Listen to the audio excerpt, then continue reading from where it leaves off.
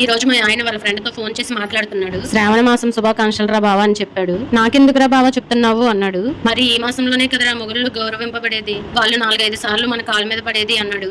అవును బావోయ్, same to you అన్నాడు మా ఆయన వాళ్ళ ఫ్రెండ్. నేను మా ఆయన దగ్గరికి వెళ్లి ఎలాగో సిక్కులోనే ఉన్నారు కదా అని, అదే సింక్ లో నేను వ్రతం చేయాలనుకుంటున్నాను, డబ్బులు ఇవ్వండి అని అడిగా.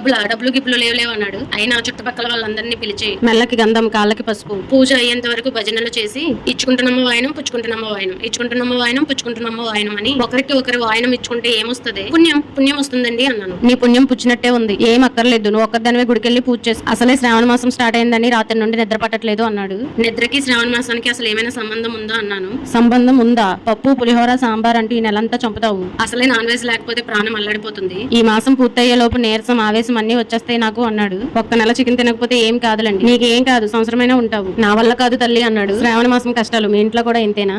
వీడియో నచ్చితే మన ఛానల్ ని సబ్స్క్రైబ్ చేసుకోవచ్చు కదా.